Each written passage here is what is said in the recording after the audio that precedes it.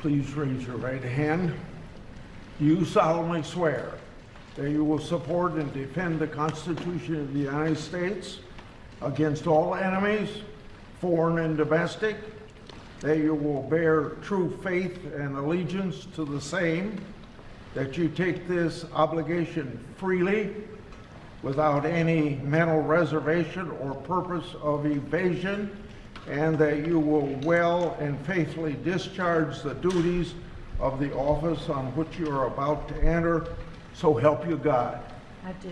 Congratulations. Thank you. God bless you.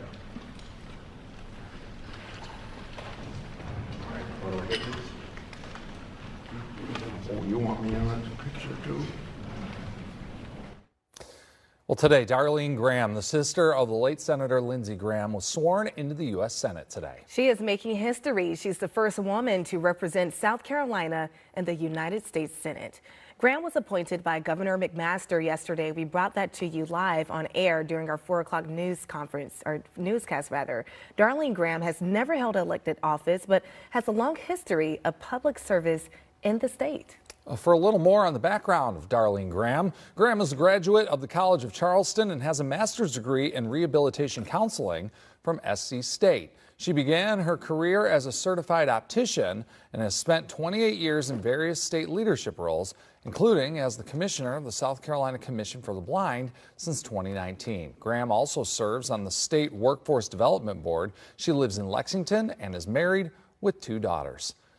U.S. Representative James Clyburn saying in a released statement, quote, a 2009 graduate of South Carolina State University, Senator Graham Nordone becomes the first woman and the first HBCU graduate to represent South Carolina in the U.S. Senate. This is a testament to the progress our nation continues to make in expanding opportunities for women to serve at the highest levels of public office. We're also hearing from Republican Senator Tim Scott, who was a close friend of Lindsey Graham. In a statement, he says, quote, I am honored to welcome Senator Graham to the Senate, and I look forward to working closely together to continue serving South Carolinians and building on the legacy of Lindsey Graham in the months ahead.